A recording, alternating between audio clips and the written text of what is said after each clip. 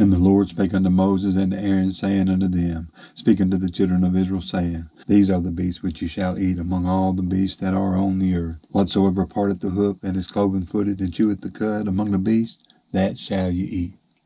Nevertheless, these shall ye not eat of them that chew the cud, or them that divide the hoof, as the camel, because he cheweth the cud, but divideth not the hoof. He is unclean unto you.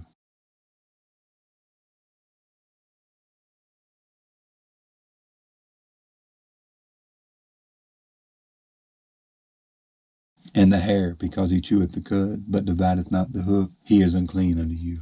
And the swine, though he divide the hoof and be cloven-footed, yet he cheweth not the cud, he is unclean to you. Of their flesh shall ye not eat, and their carcass shall ye not touch. They are unclean to you. These shall ye eat of all that are in the waters. Whatsoever hath fins and scales in the waters, in the seas, and in the rivers, them shall ye eat. And all that have not fins and scales in the seas, and in the rivers, of all that move in the waters, and of any living thing which is in the waters, they shall be an abomination unto you. They shall be even an abomination unto you. You shall not eat of their flesh, but ye shall have their carcasses in abomination. Whatsoever hath no fins nor scales in the waters, that shall be an abomination unto you. And these are they which ye shall have in abomination among the fowls. They shall not be eaten. They are an abomination: the eagle, and the ostrich, and the osprey, and the vulture, and the kite after his kind, every raven after his kind, and the owl, and the nighthawk, and the cuckoo, and the hawk after his kind, and the little owl, and the cormorant, and the great owl, and the swan, and the pelican, and the gyre eagle, and the stork, and the heron,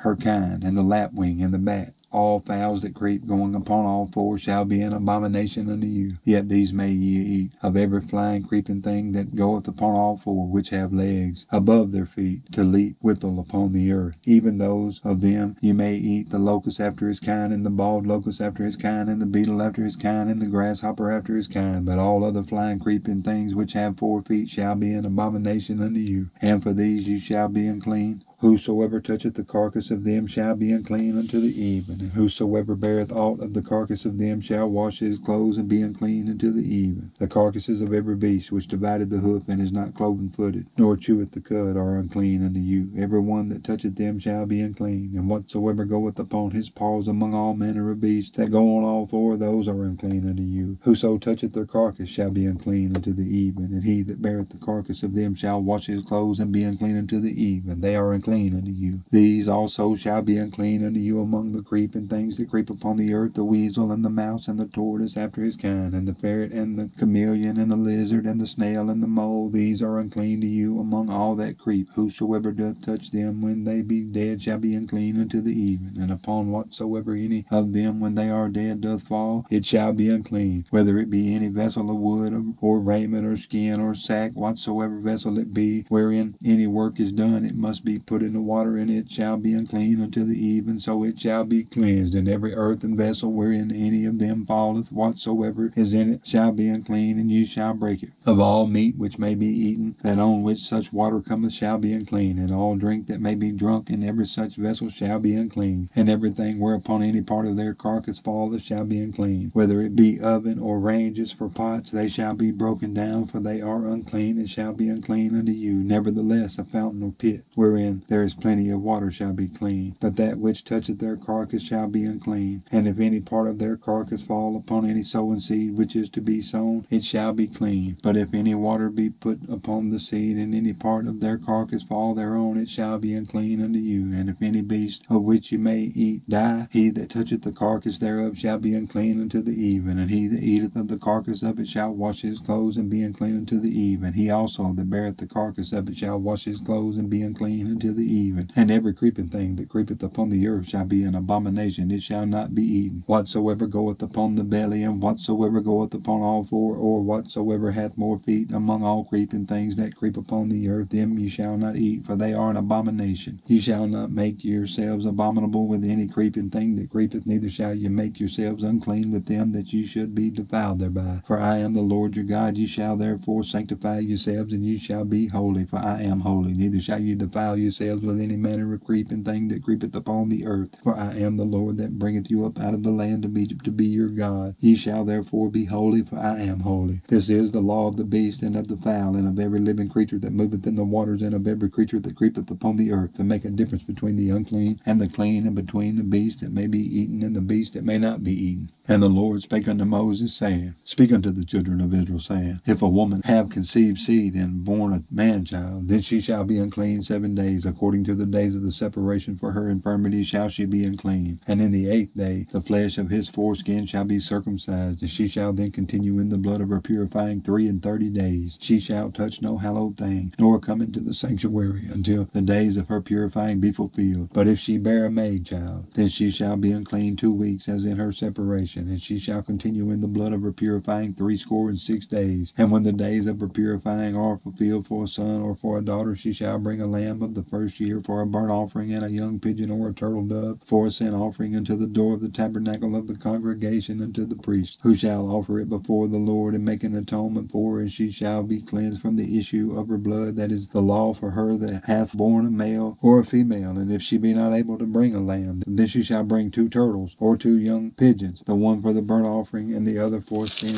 offering. And the priest shall make an atonement for her, and she shall be clean. And the Lord spake unto Moses and Aaron, saying, When a man shall have in the skin of his flesh a rising, a scab, or bright spot, and it be in the skin of his flesh like the plague of leprosy, then he shall be brought unto Aaron the priest, or unto one of his sons the priest. And the priest shall look on the plague in the skin of the flesh. And when the hair in the plague is turned white, and the plague in sight be deeper than the skin of his flesh, it is a plague of leprosy, and the priest shall look on him and pronounce him unclean. If the bright spot be white in the skin of his flesh, and sight be not deeper than the skin, and the hair thereof be not turned white, then the priest shall shut him up that hath the plague 7 days. And the priest shall look on him the 7th day. And behold, if the plague in his sight be at a stay, and the plague spread not in the skin, then the priest shall shut him up 7 days more. And the priest shall look on him again the 7th day. And behold, if the plague be somewhat dark, and the plague spread not in the skin, the priest shall pronounce him clean. It is but a scab, and he shall wash his clothes and be clean. But if the scab spread much abroad in the skin, after that he hath been seen of the priest for his cleansing, he shall be seen of the priest again. And if the priest see that, behold, the scab spreadeth in the skin, then the priest shall pronounce him unclean. It is a leprosy. When the plague of leprosy is in a man, then he shall be brought unto the priest, and the priest shall see him. And behold, if the rising be white in the skin, and if it have turned the hair white, and there be quick raw flesh in the rising, it is an old leprosy in the skin of his flesh. And the priest shall pronounce him unclean, and shall not shut him up, for he is unclean. And if a leprosy break out abroad in the skin, and the leprosy cover all the skin of him that hath the plague, from his head even to his foot, wheresoever the priest looketh, then the priest shall consider, and behold, if the leprosy have covered all his flesh, he shall pronounce him clean that hath the plague. It is all turned white, he is clean. But when raw flesh appeareth in him, he shall be unclean, and the priest shall see the raw flesh, and pronounce him to be unclean. For the raw flesh is unclean, it is a leprosy. Or if the raw flesh turn again, and be changed unto white, he shall come unto the priest, and the priest shall see him, and behold, if the plague be turned into white, then the priest shall pronounce him clean that hath the plague, he is clean. The flesh also, in which even in the skin thereof was a boil, and is healed, and in the place of the boil there be a white rising, or a bright spot, white and somewhat reddish, and it be showed to the priest. And if, when the priest seeth it, behold, it be in sight lower than the skin, and the hair thereof be turned white, the priest shall pronounce him unclean. It is a plague of leprosy broken out of the boil. But if the priest look on it, and behold, there be no white hairs therein, and if it be not lower than the skin, but be somewhat dark, then the priest shall shut him up 7 days. And if it spread much abroad in the skin, then the priest shall pronounce him unclean. It is a plague. But if the bright spot stay in his place and spread not, it is a burning boil, and the priest shall pronounce him clean. Or if there be any flesh in the skin whereof there is a hot burning, and the quick flesh that burneth have a white bright spot, somewhat reddish or white, then the priest shall look upon it, and behold, if the hair in the bright spot be turned white, and it be in sight deeper than the skin, it is a leprosy broken out of the burning. Wherefore the priest shall pronounce him unclean. It is the plague of leprosy. But if the priest look on it, and behold, there be no white hair in the bright spot, and it be no lower than the other skin, but be somewhat dark, then the priest shall shut him up 7 days, and the priest shall look upon him the 7th day, and if it be spread much abroad in the skin, then the priest shall pronounce him unclean. It is the plague of a leprosy. And if the bright spot stay in his place and spread not in the skin, but it be somewhat dark, it is a rising of the burning, and the priest shall pronounce him clean, for it is an inflammation of the burning. If a man or a woman have a plague upon the head or the beard, then the priest shall see the plague, and behold, if it be in sight deeper than the skin, and there be in it a yellow thin hair, then the priest shall pronounce him unclean. It is a dry scald, even a leprosy upon the head or beard. And if the priest look on the plague of the scald, and behold, it be not in sight deeper than the skin, and that there is no black hair in it, then the priest shall shut him up that hath the plague of the scald 7 days. And in the 7th day the priest shall look on the plague, and behold, if the scald spread not, and there be in it no yellow hair, and the scald be not in sight deeper than the skin, he shall be shaven. But the scald shall he not shave, and the priest shall shut him up that hath the scald 7 days more. And in the 7th day the priest shall look on the scald, and behold, if the scald be not spread in the skin, nor be in sight deeper than the skin, then the priest shall pronounce him clean, and he shall wash his clothes and be clean. But if the scald spread much in the skin after his cleansing, then the priest shall look on him, and behold, if the scald be spread in the skin, the priest shall not seek for yellow hair, he is unclean.